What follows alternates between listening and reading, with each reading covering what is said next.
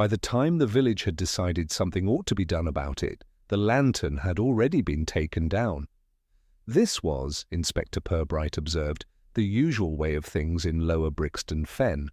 Concern gathered slowly, reached a courteous peak, and arrived just in time to find the matter altered beyond easy inspection.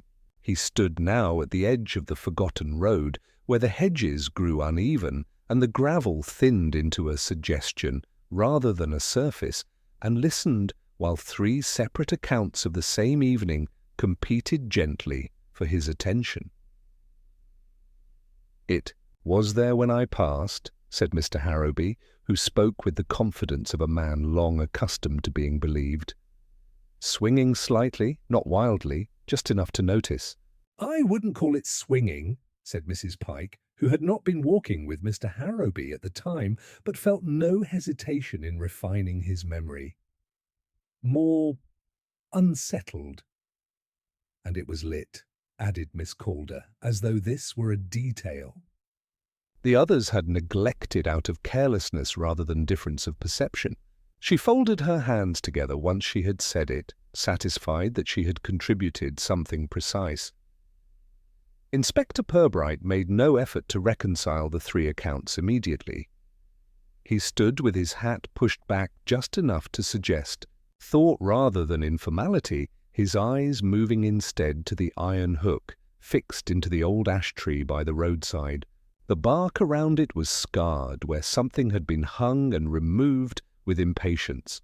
A faint scrape marked the trunk lower down, recent enough to resist being called weathered. "When was it taken down?" he asked mildly. This question produced a pause that carried more meaning than the answers that followed. "Well," said Mr. Harrowby, "it wasn't there this morning." "I noticed that too," Mrs. Pike said quickly, unwilling to be placed after him in the order of observation. "When I took my jars to Mrs. Ellison, I remember thinking how sensible it was that someone had dealt with it." Miss Calder frowned. "I thought it looked deliberate, not something temporary." Purbright nodded, as if this had been the expected conclusion of the exchange. He stepped a little closer to the tree, careful not to make a display of examination. The forgotten road was rarely forgotten by those who lived near it, but it was treated as an inconvenience rather than a feature, something passed through without comment. The addition of a lantern had altered that balance. It had required noticing. "Who would normally hang a lantern here?" he asked. "No one," said Mrs. Pike, with a firmness that suggested the matter was settled. "There's no reason. No houses beyond the bend, just the old footpath and the allotments further on." "There used to be a gate," Mr. Harrowby offered. "Years ago, for the cattle." Miss Calder looked at him sharply. "That was before my time." Purbright smiled faintly at this, though it was unclear which remark had earned it. He turned his attention back toward the road, letting his gaze travel the curve that disappeared behind the hedge. It was not a dramatic bend, merely sufficient to hide what came next, a place where expectation ended. "And who removed it?" he asked. This time the pause was longer. "I assumed the council," Mrs. Pike said eventually. "I assumed whoever." "Put it up," said Miss Calder. Mr. Harrowby said nothing at all, which Purbright noted with quiet interest. They stood together in a manner that suggested community, though each was privately considering how closely they wished to be associated with the matter. The lantern, absent now, had already achieved something by this small rearrangement of loyalties and assumptions. Purbright thanked them politely and took his leave, walking a little way down the forgotten road alone. The gravel shifted beneath his shoes with a sound that felt louder than it ought. Halfway to the bend, he stopped and looked back. From this distance, the ash tree appeared perfectly ordinary, its iron hook indistinct, its scar hidden by shadow. Without the lantern, it had returned to anonymity. He considered this, then continued. By the time he reached the bend, he had decided nothing. This was, he felt, appropriate. Decisions made too early had a way of demanding defense later. Instead, he allowed himself a single impression that the lantern had not been intended to be found strange by its maker. It had been placed with purpose, even courtesy. The mistake had been assuming the village would agree on what that purpose was. When he turned back toward Lower Brixton Fen, the afternoon had begun to soften. Doors were opening. People were becoming available. Somewhere, he was certain, someone was explaining the lantern to themselves in a way that made complete sense. He intended, in due course, to hear that explanation. For the moment, it was enough. To know that the light had been seen too late and removed too quickly, and that in between those two acts lay the real difficulty. Inspector Purbright called at Mrs. Ellison's house just after 4, when the day was no longer advancing, and the light had begun to rest rather than insist. The house stood a little apart from the others, not by distance so much as by manner, its windows watching the lane with a patience that suggested long familiarity with passing judgments. Mrs. Ellison received him with warmth that did not quite reach eagerness. She had already poured the tea. It waited between them, untouched, sending up a thin, disapproving steam. "I wasn't expecting you so soon," she said, which was true, and also a declaration of readiness. "But I suppose that's the nature of such things." Purbright accepted the chair she indicated and placed his notebook beside him without opening it. He had learned that notebooks altered conversations. People spoke either toward them or away from them, and both directions concealed something. "I understand you walk the forgotten road most evenings," he said. "Yes," she replied. "Or I did, until recently." This was said without emphasis, but it created one. Mrs. Ellison's hands settled around her teacup as if it were an object requiring steady supervision. "She did not drink on the evening the lantern was seen," Purbright continued. "Were you walking as usual?" She considered. "This. I was walking, but not as usual. I had stayed later at Mrs. Pike's. She'd asked me to look at a crack in her pantry wall, something about damp." "And you saw the lantern?" "I saw a light," Mrs. Ellison said carefully. "I didn't stop to decide what sort." Purbright inclined his head. This distinction pleased him. "Did it trouble you?" She smiled faintly. "Everything troubles someone, Inspector. I suppose I was more surprised than afraid." "Did you tell anyone?" "Not immediately. I assumed someone had decided to be helpful." The tea had cooled, enough now to lose its voice. Purbright noticed that Mrs. Ellison still had not lifted her cup. "And the following morning?" he asked. "I noticed it was gone." "Did that strike you as helpful too?" Mrs. Ellison hesitated, just long enough to be measurable. "No," she said. "That felt different." "How so?" It suggested regret. This was not an answer that invited easy expansion. Purbright waited.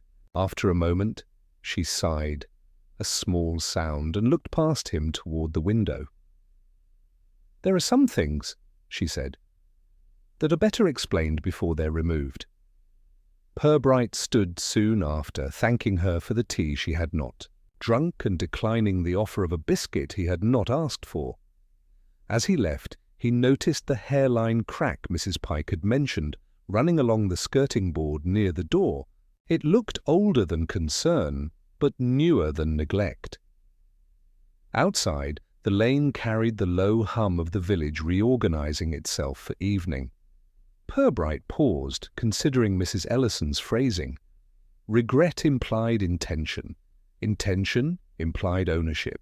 If not responsibility, he had walked no more than a few steps when Mrs. Ellison's door opened again. "Inspector," she called, her voice steady but altered. "One more thing." He turned. "I didn't mention the light to Mr. Harraby," she said, "but he mentioned it to me. The next day."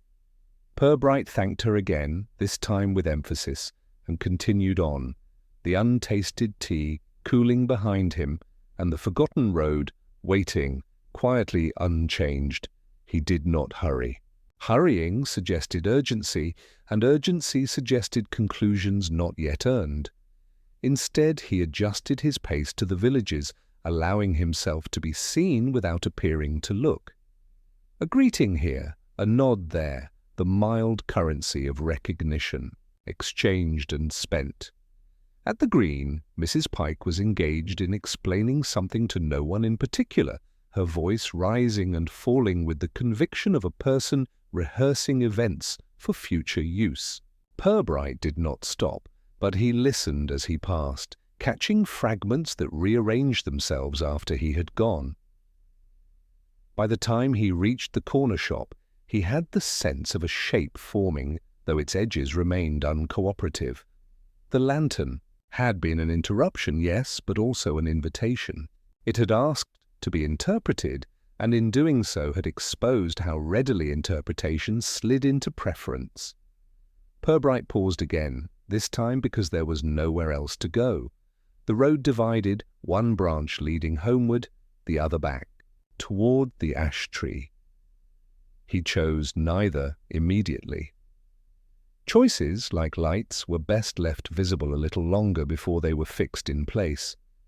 He was aware, too, of something else, less defined, a reluctance among the villagers to name what unsettled them, as if naming might make it linger. The lantern had been easier to remove than to discuss. Its absence was already being folded into habit, smoothed down, made ordinary. Purbright adjusted his hat and finally turned back toward the forgotten road. Evening would come soon enough. People would repeat themselves with slight variations, and in those variations, he suspected, the truth would begin to show itself, not as a revelation, but as an inconvenience that refused to be ignored. It was not a dramatic prospect, but it was sufficient. Purbright had never trusted dramas. They resolved too cleanly. Villages did not. They absorbed, adjusted, and continued, leaving small questions behind like stones in a shoe, felt most keenly by those who insisted on walking carefully. For now, he was content to walk on and let the evening answer nothing at all. Yet, still, Inspector Purbright returned to Mrs. Ellison's house the following morning with an air of apology that was entirely genuine and therefore disarming. He explained with mild regret that he had neglected to ask her something of consequence. The day before, a failing he attributed to the tea, which had looked as though it might object if questioned too closely. Mrs. Ellison accepted this explanation with a nod that suggested she had been expecting him since dawn. She led him not to the sitting-room this time, but to the narrow space beside the back window, where one could see the lane without appearing to watch it. "I didn't hear the lantern," she said, before he had asked anything at all. Not in the way people imagine hearing such things. Purbright took this as permission rather than defiance. "What did you hear?" "Voices," she replied. Not raised, not arguing, but altered. She paused, considering the word, then continued. "You know how people sound when they think they are being reasonable? When they are explaining themselves to someone who hasn't yet agreed?" Purbright did know. He had made a profession of it. "It was like that," Mrs. Ellison said. "Two voices, perhaps three, I couldn't be sure. They were just beyond the bend where the hedge thickens, close enough to carry, far enough to blur." "Did you recognize them?" "No, or rather, I recognized the manner without recognizing. The mouths. That happens in villages. You hear habits before identities." Purbright smiled faintly. This aligned neatly with his own impressions. "And this was when?" "Later than I usually walk," she said. "It was already dark enough that the lantern would have been doing its job had it been meant for me." "That suggests you saw it lit after the conversation?" "Yes." I came round the bend and there it was, hanging quite properly. Not swinging, as Mr. Harrowby insists, but steady, almost careful. And the voices? They stopped. Mrs. Ellison folded her hands as if concluding a small internal account. That was when I felt I ought not to linger. Purbright nodded. He did not. Ask her why. People always knew why they ought not to linger. The reasons were rarely useful to anyone else.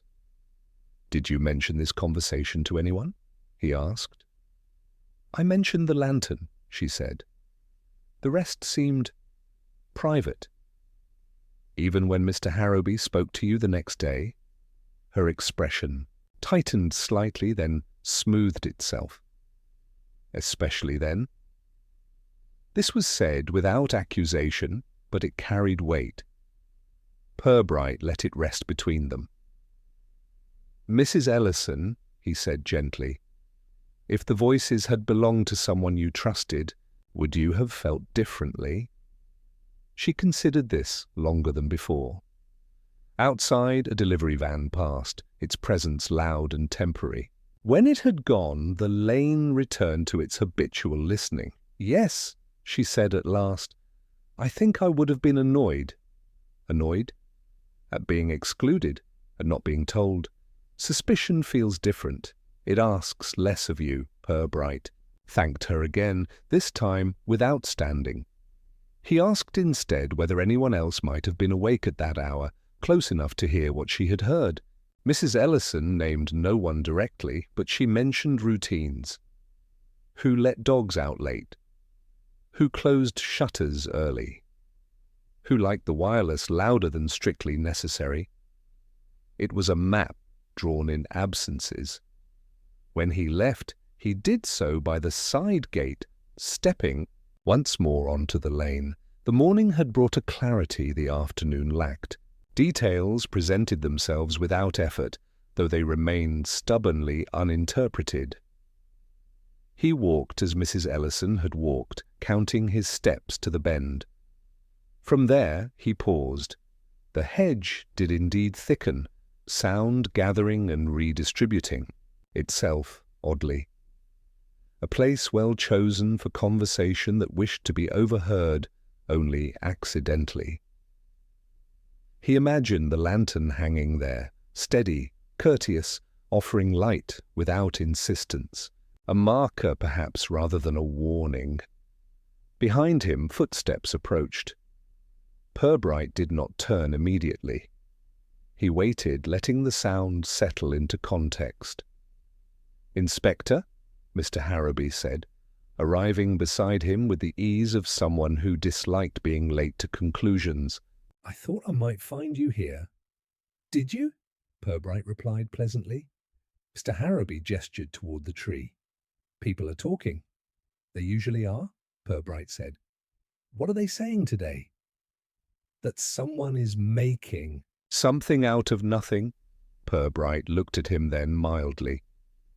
"And what do you think?" Mr. Harrowby hesitated. It was brief, but it mattered. "I think," he said, "that if someone put up that lantern, they meant to be seen doing it, and if they took it down so quickly, they misjudged the audience." This was more candid than Purbright had expected, and he accepted it as such. He thanked Mr. Harrowby and watched him go, his steps brisk, his shoulders squared against a judgment he felt but had not yet named. Left alone again, Purbright returned his attention to the bend, to the imagined voices, to the way explanation could sound like persuasion when overheard. Mrs. Ellison had been right. Suspicion was easier. It demanded less imagination, less responsibility. As he turned back toward the village, he carried with him not a theory, but a refinement. The lantern had not merely illuminated the road, it had altered the acoustics of the village, making some voices quieter, others sharper. Someone, he suspected, had heard more than they were willing to repeat. And someone else had counted on that discretion, believing it to be as dependable as darkness. Inspector Purbright did not ask for directions. The lane announced itself by omission, a narrow continuation of the road where the signpost ended and local certainty began.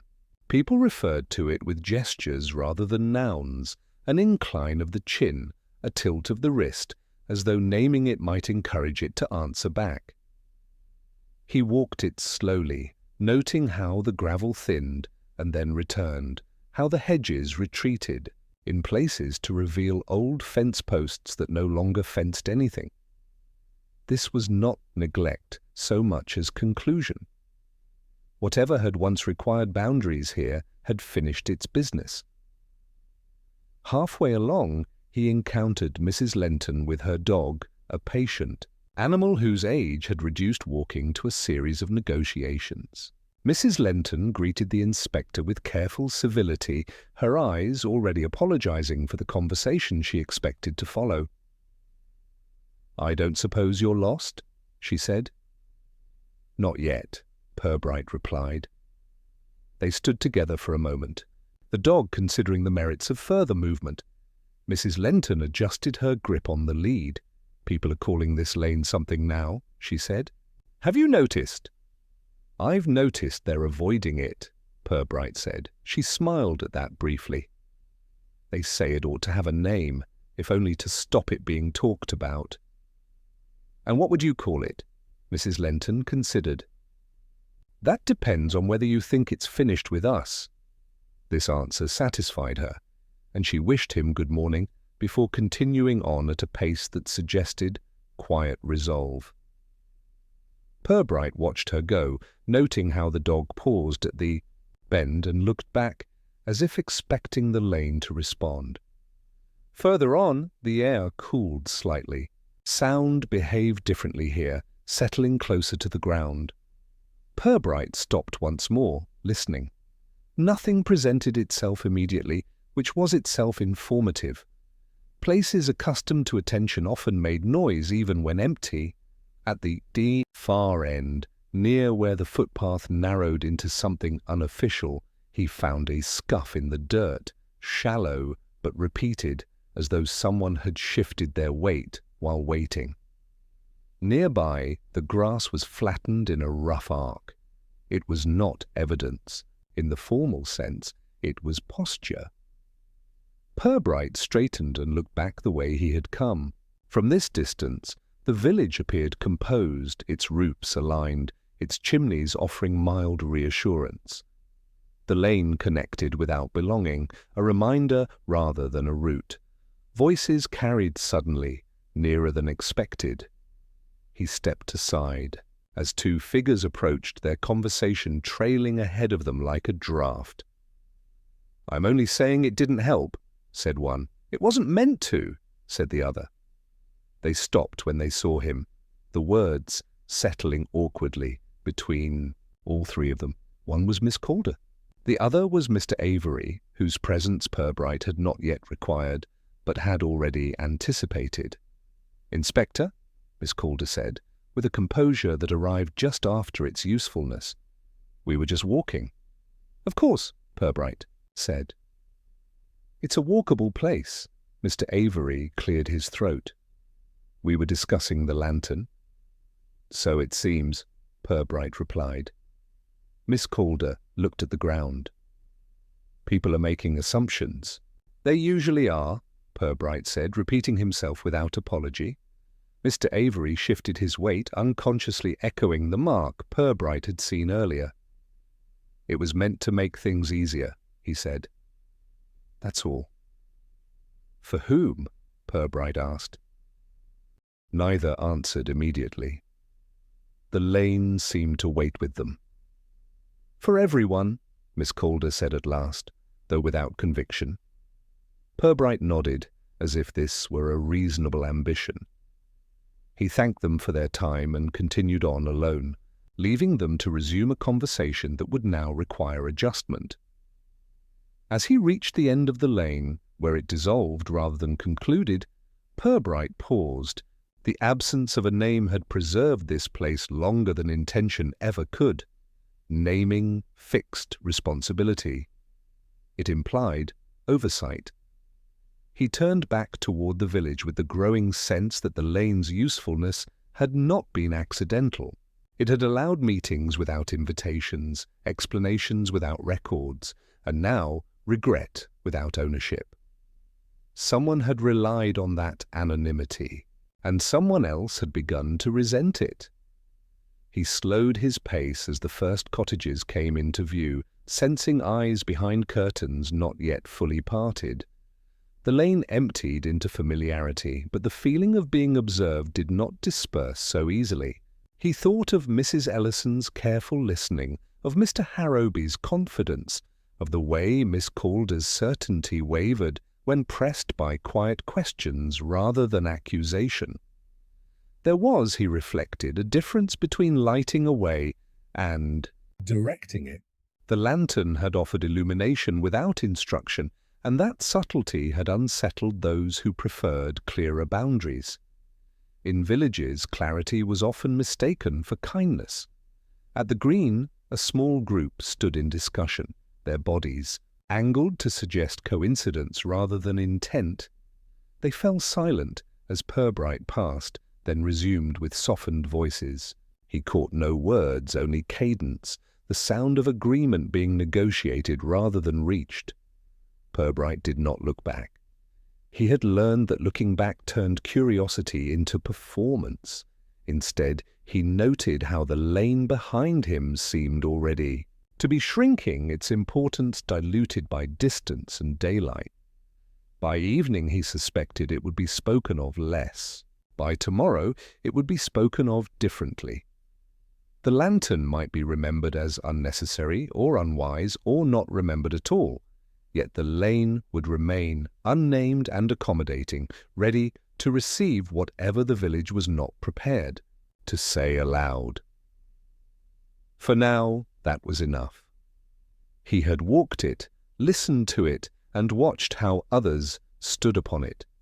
The rest would come, not from the road itself, but from the careful adjustments people made once they believed the light was gone.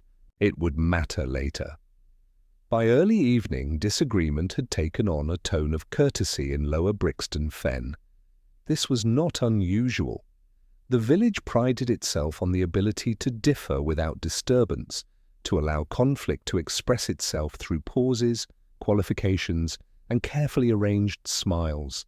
Inspector Purbright encountered this skill repeatedly as he moved from place to place, his presence providing just enough excuse for opinions to surface without anyone feeling responsible for raising them. At the post office, Mrs. Dawkins insisted the lantern had been a sensible idea, badly timed, while Mr. Reed, waiting behind her, murmured that timing was the only thing that mattered. Neither addressed the other directly. Purbright thanked them both, purchased a stamp he did not need, and left with the sense that neither would remember exactly what they had said once the door closed. Outside the shop, he found Miss Calder again, this time in conversation with Mrs. Pike. Their voices were low, but their posture suggested commitment. They greeted Purbright together, a brief alignment that did not extend to their expressions. "We were just saying," Mrs. Pike began, as if the inspector's arrival had been anticipated and rehearsed for, "that people are reading too much." "Into the whole business?" Miss Calder inclined her head. "Or too little?" Purbright regarded them both with mild interest. "Those positions are not always opposed," he said. Mrs. Pike smiled a little too quickly. "Well, I, for one, don't see why it should become a matter for speculation. The lantern was there, now it isn't. Someone made a decision. Or someone else undid it," Miss Calder added. Mrs. Pike turned to her. "Or completed it." The words themselves were harmless. It was the care with which they were placed that gave them weight. Purbright thanked them for their thoughts and moved on before the exchange could acquire sharper edges. He had learned that allowing such conversations to finish often left less behind than interrupting them gently. At the green, a small gathering had formed, not formally assembled, but unmistakably intentional. Mr. Harrowby stood near the bench, hands clasped behind his back, speaking with Mr. Avery, whose attention appeared divided between the discussion and the path leading toward the lane. Mrs. Lenton hovered nearby, her presence lending the scene an air of supervision rather than participation. Purbright joined them without announcement. "We were just agreeing," Mr. Harrowby said, seizing the opportunity, "that there's no sense in letting this turn into something it isn't." "And what is it not?" Purbright asked. "A grievance," Mr. Avery said promptly. Mrs. Lenton cleared her throat. "Some people might say it already has." Mr. Harrowby smiled patiently. "Only if encouraged?" Purbright observed how the word settled. Encouragement implied agency, a hand guiding emotion, where it might otherwise wander harmlessly. He wondered who each of them imagined performing that role. "People like explanations," Purbright said mildly. "They dislike gaps, and they invent things to fill them," Mr. Harrowby replied. "Which is why it's better not to dwell." Miss Calder approached then, her arrival altering the balance without visibly disturbing it. She did not look at Mr. Avery. "There's talk," she said, not specifying where. "About who was there that evening?" "That's inevitable," Mrs. Lenton said. "It's how villages pass time. It's also how they assign blame," Miss Calder said. Silence followed, brief but dense. Purbright watched as each of them adjusted slightly, repositioning themselves within the shared space. Politeness was being tested, stretched thin but not yet torn. "I don't believe anyone meant harm," Mr. Avery said, his voice measured. "That's not the same as meaning no consequence," Miss Calder replied. Purbright let this stand. It was not his role to resolve their disagreement, only to note how it functioned. Each was speaking from a different understanding of responsibility. One saw it as intention, another as outcome, a third, perhaps, as inconvenience. As the group dispersed, Purbright remained behind with Mrs. Lenton, who seemed reluctant to leave him alone with his thoughts. "You'll find," she said quietly, "that people here are very good at being reasonable, right up until they aren't. I've noticed," Purbright said. She nodded. "The trouble is, reasonableness can look a lot like consensus if you don't listen carefully." Purbright thanked her and continued on. The evening, settling into a softer version of itself. Lights appeared in windows, conversations retreated indoors, and the lane without a name returned to obscurity, at least for the moment. He found himself thinking again of the lantern, how it had invited agreement by its very presence, offering light without instruction. Its removal had done the opposite, creating a vacuum into which opinion flowed freely. At his lodging, he paused before going inside, listening to the muted sounds of the village at rest. Somewhere, a door closed more firmly than necessary. Elsewhere, laughter rose and fell, untroubled. Life, he reflected, was continuing with impressive competence around a question no one wished to claim. He made a note then, brief and deliberately vague. Not of facts, but of tones, of how often people spoke of we when they meant I, and of how disagreement, when politely expressed, could conceal a determination far stronger than open conflict. Tomorrow, he knew, someone would attempt to settle matters by explaining them away.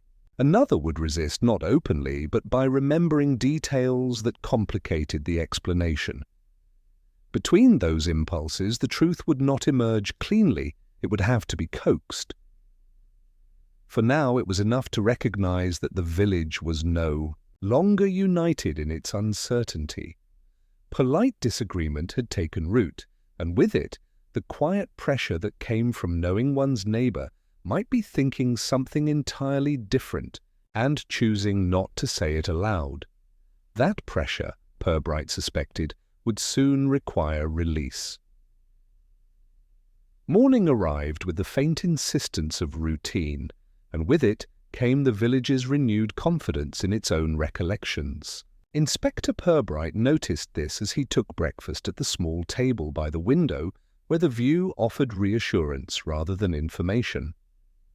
People passed at predictable intervals. Doors opened when they ought to. Nothing appeared altered, which encouraged the belief that nothing truly had been. By mid-morning, remembering had become an activity rather than a byproduct. Purbright encountered it everywhere. At the baker's, Mrs. Dawkins corrected herself twice while explaining when she had first heard of the lantern, each revision delivered with increasing certainty. At the bus stop, Mr. Reed described the evening in question with a level of detail that suggested recent rehearsal rather than long retention. The more they spoke, the more consistent their memories became, smoothing away the small irregularities that had first drawn notice. Purbright listened without interruption. He had learned that memory, once challenged, became defensive. Left alone, it often revealed its own weak point. He walked again toward the forgotten road, not to inspect it, but to see who else might be there. He was not disappointed. Mrs. Pike stood near the ash tree, examining the bark with a concentration that bordered on scrutiny. She greeted him with a smile that implied coincidence. "I was just thinking," she said, "about how odd it is that none of us can quite agree." "On what?" Purbright asked. "On when it was put up," she replied. "Or taken down? Or even what sort of lantern it was. What sort do you remember?" he asked. She hesitated, then laughed lightly. "That's the trouble. I don't any more. I thought I did." They stood together, both looking at the iron hook, which had begun to acquire an importance entirely disproportionate to its size. "I keep picturing it," Mrs. Pike continued, "and each time it looks slightly different. That never used to happen to me." Purbright nodded. "Remembering can be disrupted by discussion." "I suppose so," she said. "Everyone has something to add." "Or to remove," Purbright replied. She looked at him sharply, then away. "I don't like feeling uncertain," she said. "It makes me suspicious." "Of what?" "Of people who aren't." Purbright thanked her for her honesty and continued on, leaving her with the hook and her shifting image of what had once hung there. Further down the road he encountered Miss Calder, who appeared relieved to see him, as though his presence provided an anchor. "They keep telling me I'm misremembering," she said without preamble. "Who are they?" Purbright asked. "Everyone," she replied. "Or nearly everyone. They say the light couldn't have been as bright as I thought, that I must have mistaken the steadiness for intention." "And do you agree?" "No," she said, "but it's becoming harder not to." They walked together for a short distance. Miss Calder spoke of small details she had begun to doubt: the height of the lantern, the colour of the light, whether it had cast a shadow toward the hedge or the road. Each uncertainty weighed on her more heavily than a clear contradiction might have done. "They're very polite about it," she said. "They don't tell me I'm wrong. They tell me I might be." "That's often worse," Purbright said. At the bend, she stopped. "Do you think it matters?" she asked. "What we remember?" Purbright considered. "It matters who is encouraged to doubt themselves," he said, "and who isn't." Miss Calder did not respond immediately. When she did, her voice was quieter. "Mr. Avery says he remembers nothing at all. Not the lantern, not the voices, nothing." "That is also a position," Purbright said. They parted there, Miss Calder returning toward the village. Purbright, continuing alone. The lane was empty, but it felt crowded with absent accounts, overlapping impressions that no longer aligned. By the time he reached the green, the morning's confidence had begun to falter. Conversations restarted and stalled. People repeated themselves, then amended, then laughed softly as if to excuse the effort. Remembering had become laborious. Mr. Harrowby approached him there, his manner unchanged, though Purbright sensed the strain beneath it. "I've been thinking," Mr. Harrowby said, "about that evening." "So have many people," Purbright replied. "Yes, but I've realized something. I may not have passed the lantern when I thought I did. It could have been earlier."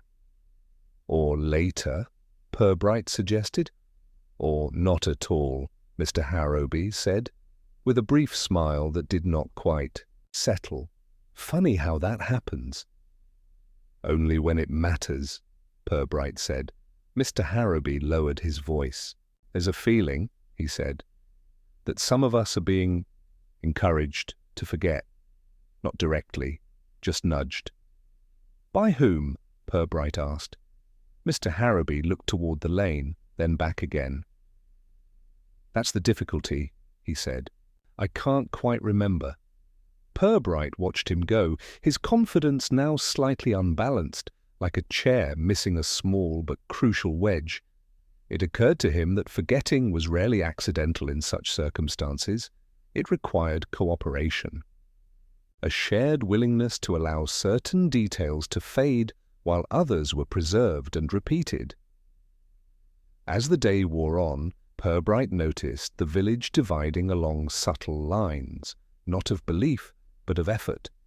Some people worked hard to remember, revisiting the evening again and again, refining their accounts.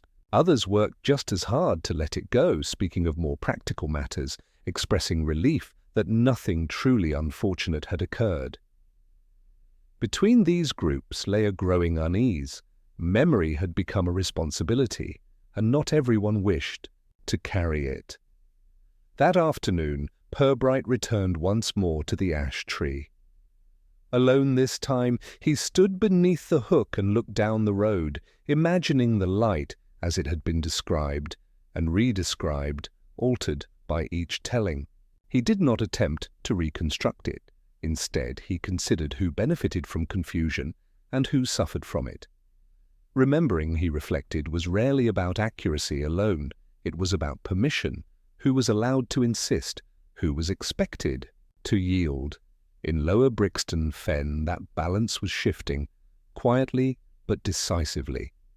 He turned back toward the village with the sense that something essential was being lost, not because it was unimportant, but because it was inconvenient.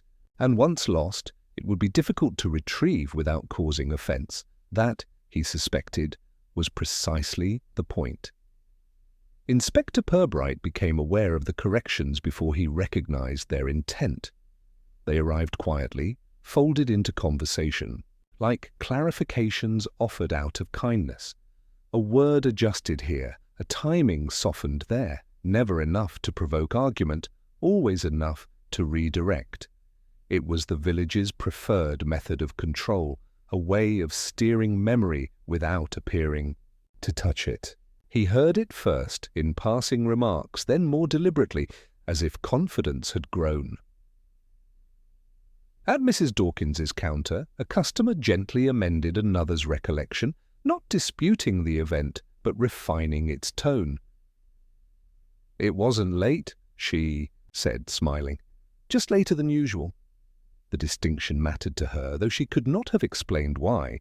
Purbright watched the exchange without comment, noting how readily the original speaker accepted the alteration, grateful perhaps to be relieved of precision. Further along the green, Mr. Reed corrected himself mid-sentence and looked around as though seeking approval. "I mean, it might have been the night before," he said, offering uncertainty as compromise. Someone nodded. Someone else repeated the revised version moments later, now certain. Purbright observed how easily the amended memory took hold, smoother than the original, less demanding of explanation. He encountered Miss Calder near the notice board, where outdated announcements lingered until replaced rather than removed. She greeted him with a seriousness that had sharpened since they last spoke. "They've changed it again," she said quietly. "Changed what?" Purbright asked. "The way they speak about it. The lantern is becoming an afterthought, something incidental." She paused. "Something foolish." "And do you believe that?" "No," she said. "But I'm being told I should." Purbright nodded. He had begun to see how small corrections accumulated, not to erase events, but to reposition them until their significance diminished. It was a subtle art requiring patience and cooperation. Not everyone participated equally, but enough did to give the impression of consensus. That afternoon, he called on Mr. Avery, who received him with careful courtesy and an expression of mild fatigue. They spoke first of ordinary matters, the weather, the state of the footpath, the inconvenience of deliveries arriving late. Only then did Purbright mention the lantern. "I've been thinking," Mr. Avery said promptly, "that it caused more confusion than it was worth." "That's a correction," Purbright replied mildly. Mr. Avery smiled. "Is it?" "It reframes the effect," Purbright said, "from consequence to inconvenience." Mr. Avery considered this, then shrugged. "People prefer inconvenience. It feels manageable." "And consequences?" Purbright asked. "They linger," Mr. Avery said, "and make demands." As Purbright left, he noticed how Mr. Avery's phrasing aligned neatly with the village's emerging narrative. Nothing serious had occurred, nothing worth prolonged attention, just a misjudgment, quietly rectified. The small corrections had achieved their purpose, yet not everyone was willing to accept them. Mrs. Ellison, when Purbright visited her again, spoke with careful resistance. "They keep telling me I heard voices because I expected to," she said. "That expectation can manufacture sound." "And do you agree?" Purbright asked. "I agree expectation shapes interpretation," she said, "but it doesn't invent company." She described how her account had been gently adjusted by others, never challenged outright, only nudged into a less troubling shape. She found this more unsettling than disagreement. "If they argued with me, I could defend myself," she said, "but this way I'm expected to surrender politely." Purbright walked afterward, letting the pattern settle. Small corrections, he realized, were not merely about memory. They were about behavior, about teaching people how to respond next time. A lantern erected without consultation, a conversation held beyond the bend. These were being reclassified as breaches of etiquette rather than signals of something unresolved. At the lane, he met Mrs. Lenton again, who watched the hedges as if they might speak. "It's happening, isn't it?" she said. "What is?" Purbright asked. "They're tidying it away," she replied. "Not the road, the discomfort." "Yes," Purbright said. "They are." She nodded. "That's when mistakes get repeated, when no one remembers why they mattered." As evening approached, Purbright sensed a tightening beneath the calm. The corrections continued, but they required increasing effort. People paused longer before speaking. Adjustments were offered with more care, as though resistance were anticipated. The village was negotiating the boundary between reassurance and denial. By nightfall, Purbright understood the risk. If the corrections succeeded completely, the truth would not vanish, it would harden elsewhere, unexamined and persistent. Resentment would replace curiosity. Certainty would give way to silence. He returned to his lodging with the sense that the smallest adjustments had shifted the largest weight. Tomorrow, someone would overcorrect. Someone always did. And in that excess, the village would reveal what it had been trying so carefully to keep aligned. For now, Purbright made no intervention. He had learned that small corrections could only be countered by equally small insistencies. A question left open. A detail repeated unchanged. The work ahead would not be dramatic. It would be precise. The kindness arrived before it was requested, which was how Inspector Purbright first recognized it as a problem. It took the form of reassurance, delivered gently and often, smoothing over the village's remaining unease with an efficiency that bordered on enthusiasm. He encountered it that morning in smiles held a moment too long, in phrases that began with, "Don't worry," and ended with nothing at all. At the shop, Mrs. Dawkins informed him, with evident relief, that everything had sorted itself out nicely. She could not specify how, only that people were feeling better about it. Feeling better, Purbright reflected, was not the same as understanding, but he thanked her all the same. Gratitude, he had learned, discouraged further explanation. The pattern became clearer as the day progressed. Mrs. Pike assured Mrs. Ellison, within clear earshot of others, that it was perfectly natural to mishear things when tired. Mr. Reed suggested to Miss Calder that she had been under strain lately and ought not to dwell on impressions formed in poor light. These offers were made with genuine concern and received with visible effort. Purbright watched one such exchange from a bench near the green.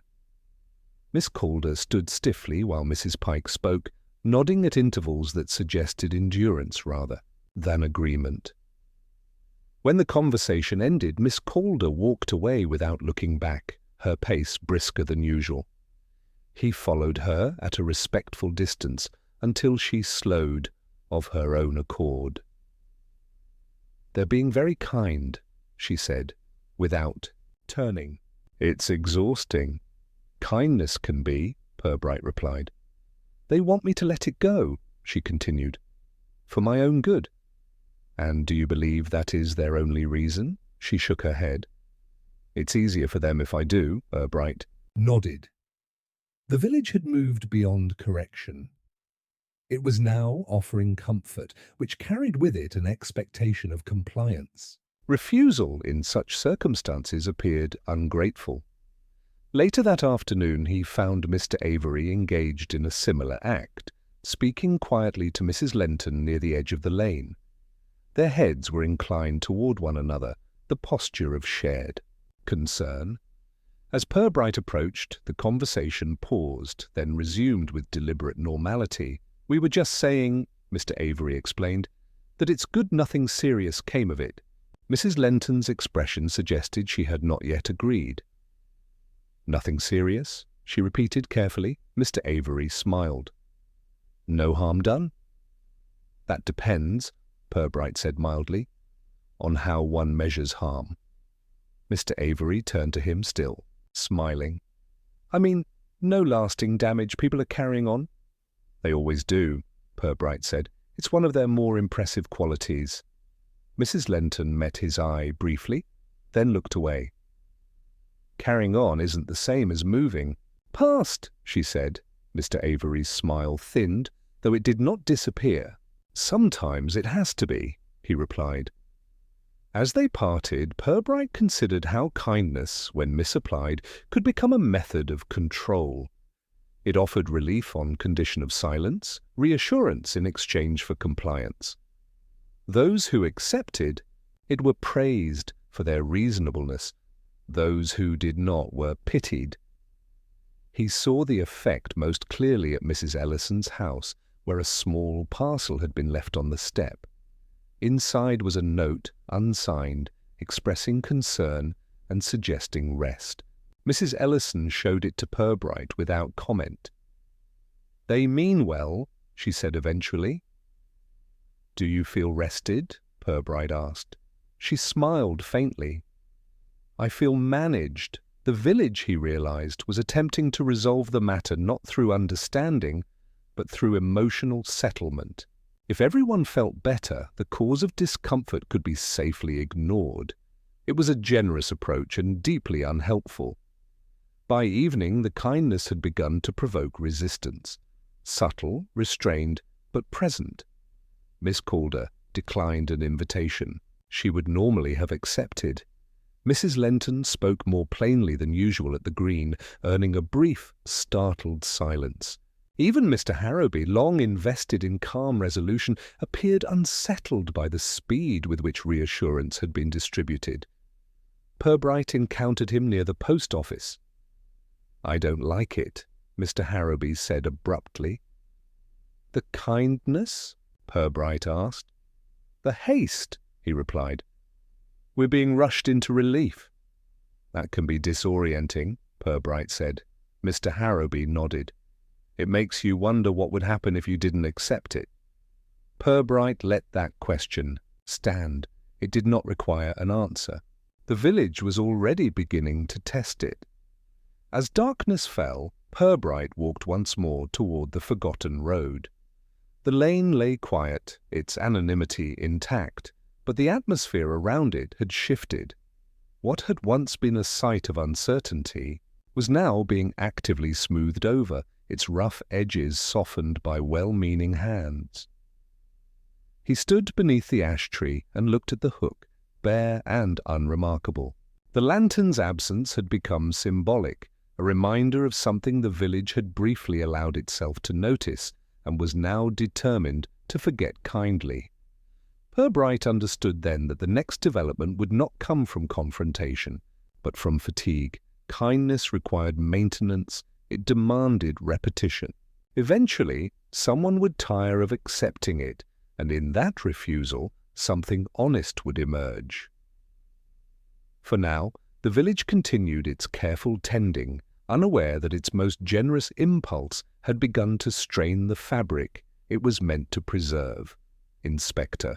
Purbright had long believed that timing was rarely accidental, though it was often defended as such. In Lower Brixton Fen, the subject now surfaced everywhere, disguised as practicality.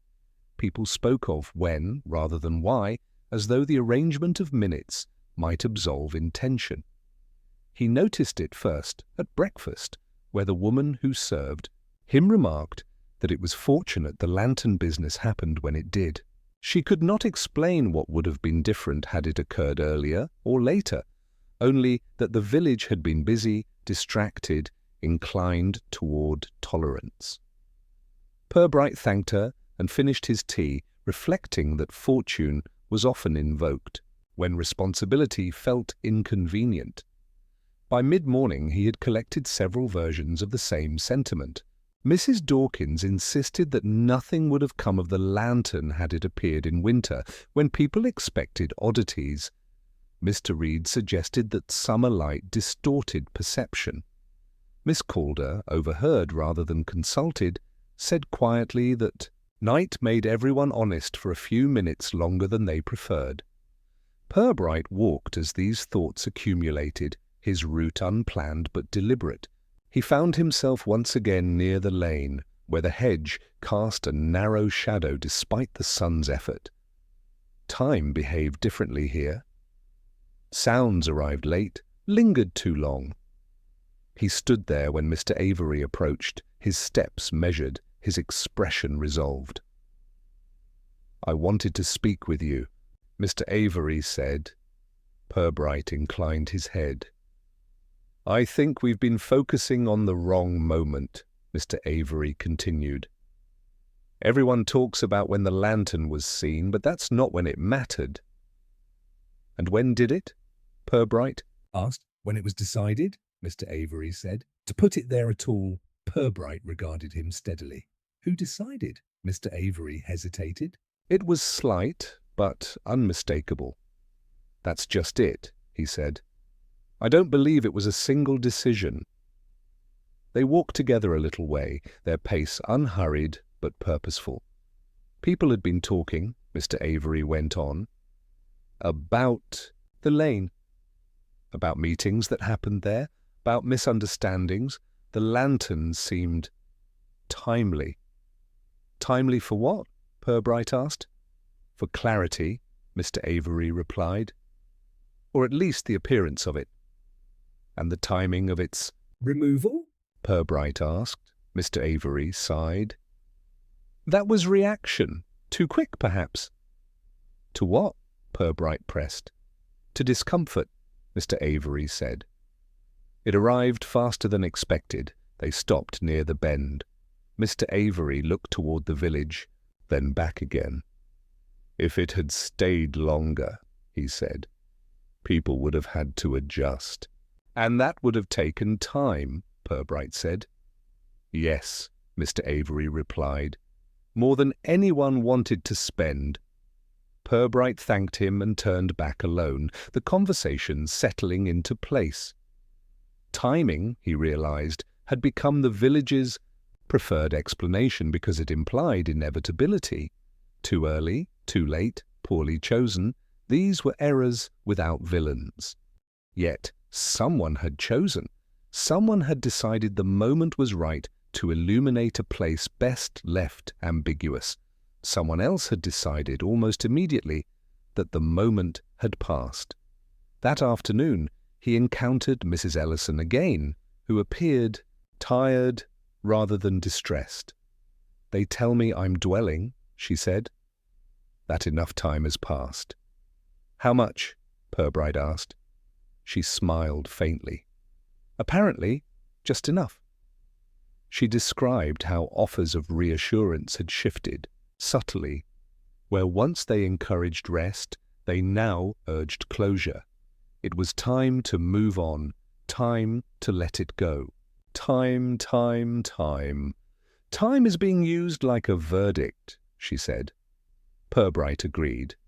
At the Green, Miss Calder spoke openly at last, her voice steady but firm. If it didn't matter, she said, you wouldn't be in such a hurry to finish. With it, the remark unsettled more than it offended. People avoided her gaze. Someone laughed too loudly. The moment passed, but not cleanly. By early evening, Purbright sensed impatience building beneath the village's composure. The kindness of previous days had hardened into expectation. Relief was overdue. Acceptance required. He walked toward the ash tree once more, though he no longer needed to. The place had become a reference point, not for evidence, but for alignment. People timed their remarks by it, measured their confidence against its silence. Standing there, Purbright considered the sequence carefully. The lantern had not been placed at random, nor had it been removed impulsively. Each act had followed a conversation, a moment when consensus seemed within reach. The error lay not in the acts themselves, but in the assumption that agreement, once glimpsed, could be hurried. He turned as footsteps approached. Mr. Harrowby joined him, his expression grave. It's slipping, Mr. Harrowby said. What is? Purbright asked. Our patience, he replied. People want this concluded. And do you? Purbright asked. Mr. Harrowby considered. I want it concluded properly, which takes time, Purbright said. Yes, Mr. Harrowby agreed. And that may be the problem. They stood in silence for a moment, listening to the hedge breathe softly in the evening air. Somewhere a clock struck the hour, its sound arriving late and echoing oddly. Purbright realized then that the next shift would not be subtle. Timing, once invoked too often, lost its power. Someone would misjudge it again, speak too soon or too late, and in doing so reveal what had been concealed by careful scheduling. As he walked back toward the village, Purbright felt the pressure building, not toward action, but toward miscalculation. The matter of timing was no longer neutral. It had become the village's final defense, and like all such defenses, it would fail at the moment it was most relied upon. He adjusted his pace to the falling light, aware that night was approaching, and with it another opportunity for honesty that would last only as long as people allowed it. By the following morning, agreement had settled over Lower Brixton Fen with the quiet confidence of something long rehearsed. Inspector Purbright sensed it before anyone said so outright. It lay in the way doors were opened without hesitation, in how conversations resumed once he passed, not stopped. The village had decided what it thought, and more importantly, how it wished to appear to think. The agreement was not spoken aloud at first. It did not need to be. It moved instead through implication, through the gentle alignment of phrasing. People began to say "we" with renewed assurance, not as inclusion, but as correction. At the baker's, Mrs. Dawkins remarked that it had been one of those misunderstandings that grow legs if you let them. At the post office, Mr. Reed observed that no one was really to blame, which is fortunate. These statements differed in detail but converged in tone. The matter had been unfortunate minor and concluded. To revisit it now would be indulgent. Purbright listened, offering nothing that might disturb the shape taking form. He had learned that consensus was fragile at the moment of its birth, intolerant of interruption. Instead, he waited to see who had been left out of it. He did not have to wait long. Miss Calder was standing alone by the notice board, reading an announcement that had been there for weeks. She looked up as Purbright approached, her expression composed but resolute. "They've agreed," she said. "Yes," Purbright replied. "I've noticed. They've agreed it was well meant," she continued. "That it caused unnecessary worry. That it's better forgotten." "And do you?" he asked. She shook her head. "I agree they're tired." This, Purbright thought, was accurate. Agreement had arrived as relief. It required less effort than doubt, less vigilance than curiosity. It allowed people to resume their habits without adjustment. Later that morning, a small gathering formed near the green, not by design, but by mutual recognition. Mr. Harrowby stood at its centre, his manner calm, his voice even. He was explaining with patient authority that the village had weathered far worse disruptions than a misplaced lantern. "We've all had a chance to say our piece," he said. "And I think we can safely say nothing truly untoward occurred." Mrs. Pike nodded vigorously. Mr. Reed murmured assent. Others did not speak, but remained, which served much the same purpose. Purbright joined them without ceremony. "It's good to see everyone so aligned," he said mildly. Mr. Harrowby smiled. "Alignment comes from perspective, and from agreement," Mrs. Pike added. "Of what precisely?" Purbright asked. There was a pause, brief but telling. Then Mr. Harrowby answered carefully that the lantern was an attempt at helpfulness that went awry, that it unsettled people unnecessarily, and that its removal was the sensible conclusion. "And the conversation beyond the bend?" Purbright asked. "That," Mr. Harrowby said smoothly, "has been exaggerated." Miss Calder shifted slightly. Mrs. Lenton looked down. The agreement held, but just. "Exaggerated how?" Purbright asked. "By expectation," Mrs. Pike said. "By suggestion. And by memory," Mr. Reed added. "Which is never reliable," Purbright nodded. "So we agree that memory failed?" "That seems fair," Mr. Harrowby said. "Collectively?" The word lingered. "Collectively. Responsibility redistributed until it dissolved." Purbright did not contradict them. He thanked them for their clarity and stepped away, leaving the group intact, their agreement strengthened by having been acknowledged. He found Mrs. Ellison at home, sitting by the window where she could see the lane without appearing to look. She greeted him with quiet resignation. "They came by," she said. "To check on me?" "And?" Purbright asked. "They were very kind," she replied. "They said it would be best for everyone if we stopped talking about it." "And what did you say?" "That I understood," she said, "which is true." Purbright waited. "I understand why they want it finished," she added. "I just don't understand why that requires my silence." Outside, footsteps passed, then receded. The village was moving again, its agreement already being enacted. That afternoon, Purbright walked the forgotten road one last time. Not to examine it, but to feel how the agreement sat upon it. The lane was unchanged, but the atmosphere had shifted. It felt lighter, less charged. The absence of tension was deliberate. At the ash tree, he paused. The hook remained, though it had lost its prominence. It was now merely a detail, easily overlooked. Agreement had rendered it harmless. Behind him, voices approached. He did not turn at once. "It's done then," said one. "It has to be," said another. "Otherwise it lingers." They moved past him without noticing, their certainty untroubled by the place they walked through. Purbright watched them go, then turned back toward the village. Agreement, he reflected, was not the same as truth. It was closer to convenience. It resolved nothing, but it allowed life to proceed without friction.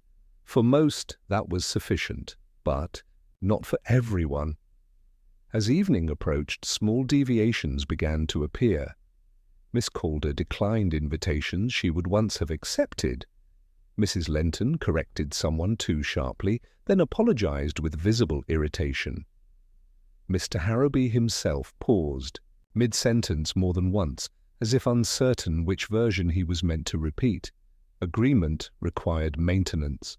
It demanded repetition, reinforcement, and the careful exclusion of inconvenient details. Already fatigue was setting in. Purbright understood then what the village had truly agreed upon. Not an explanation, but a posture, a way of standing together, that avoided looking too closely at what lay between them. The lantern had been removed, the road returned to shadow, and with it the expectation that some things were better left indistinct. He walked back through the village as lights came, on in windows, each one a small assertion of normality. Somewhere a kettle boiled, somewhere else laughter rose, unforced and genuine. Life, as always, was continuing. Yet beneath it ran a quieter current. The knowledge that agreement, once reached too easily, carried within it the seed of its own undoing. Someone would remember at the wrong moment, someone would speak when silence was expected, and when that happened, the village would discover whether what it had agreed upon could withstand being gently, politely questioned. For now, the matter was settled, or so they told themselves. The lantern was returned without ceremony, which suited the village. Inspector Purbright learned of it from Mrs. Lenton, who mentioned it as one might mention a change in weather, unavoidable and already accommodated. Someone had found it in a shed behind the old rectory, wrapped in sacking, the glass intact, the wick trimmed. It had not been hidden so much as deferred. Purbright did not ask who had put it there. He understood that such questions arrived too late to be answered honestly. Instead, he asked who had taken responsibility for it now. "That depends what you mean," Mrs. Lenton said. "Mr. Harrowby arranged for it to be stored properly. Mr. Avery fetched it. Miss Calder checked the glass hadn't cracked. Everyone helped." "And no one," Purbright said, "owned the decision." Mrs. Lenton smiled. "Ownership can be shared, Inspector." Especially when it's uncomfortable. That afternoon the village moved with a renewed ease. The agreement held, though it had softened at the edges, losing some of its earlier insistence. People spoke less about the lantern, but when they did, the tone had changed. It was no longer dismissed as foolish, nor defended as helpful. It was referred to as that thing we tried. The phrasing suggested experience rather than error. Purbright walked the forgotten road one last time, not because he expected to learn something new, but because the road itself seemed to require acknowledgement. At the ash tree the hook had been loosened, its angle corrected. The scar in the bark remained, but it no longer demanded attention. Time would manage that. He was not alone for long. Miss Calder approached, her pace unhurried, her expression steadier than it had been for days. "They've put it away," she said. "Yes," Purbright replied. "I suppose that's the end of it?" "Of the lantern," Purbright said. "Perhaps." She considered this. "I was told I should feel relieved." "And do you?" She smiled faintly. "I feel recognized." Purbright nodded. Recognition, he reflected, was often mistaken for agreement. One could exist without the other, though villages tended to conflate them. They walked together toward the bend, where the hedge thickened and sound behaved strangely. Miss Calder stopped there. "I keep thinking about the voices," she said. "Not what was said, just how careful it sounded." "Careful can mean many things," Purbright replied. "Yes," she said, "including fear of being overheard." They parted without further remark. Purbright continued on, aware that the village had reached its resolution not by exposing a culprit, but by redistributing responsibility until it could be borne without protest. The lantern had been an attempt to clarify something no one wished to define. Its removal acknowledged that failure without assigning blame. That evening, a small gathering formed at the green, not to discuss the matter but to mark its passing. Tea was poured, biscuits were offered. Mr. Harrowby spoke briefly of community, of how Lower Brixton Fen had always managed its own affairs. Mr. Avery agreed, adding that some experiments were best regarded as lessons. No one contradicted him. Mrs. Ellison listened, her expression composed, her hands steady around her cup. When Mr. Harrowby concluded, she thanked him for his concern and added quietly that she hoped next time lessons would be shared earlier. There was a pause, brief and collective. Then someone laughed gently, and the moment eased. The village had absorbed the remark without challenge, which was itself a concession. Later, as dusk settled, Purbright visited Mrs. Ellison once more. She invited him in without fuss and poured. Tea they both drank. "They won't talk about it again," she said. "Not directly," Purbright replied. She nodded. "That's all right. I don't need them to." "What do you need?" he asked. "To know," she said, "that I wasn't wrong to listen." Purbright met her gaze. "You were not." Outside, the lane lay in shadow, unlit and unchanged. The absence of light no longer felt deliberate. It had become natural again, which was the village's preferred state. Purbright prepared to leave the following morning. As he packed, he considered what would remain. No report would satisfy anyone. No single explanation would hold. The truth, such as it was, had been distributed among them, diluted but persistent. They would remember selectively, correcting themselves when necessary, kind to one another in ways that both comforted and constrained. At the edge of the village, he encountered Mr. Harrowby, who offered a handshake that was firm and sincere. "I hope you found what you needed," Mr. Harrowby said. "I found what was available," Purbright replied. Mr. Harrowby smiled. "That's often enough." As Purbright walked away, he looked back once, not at the road, but at the village beyond it. Windows reflected the morning. Doors opened. Life resumed with the quiet confidence of continuity. The lantern remained put, away, not destroyed, not denied, merely stored. A reminder held in reserve should circumstances require illumination again. Purbright suspected they would not. The village had learned what it wished to learn. Yet he also suspected that some evenings when the light failed earlier than expected, someone would remember the weight of it in their hand, the steadiness of its glow, and the brief moment when The road had asked to be understood. That memory would be enough.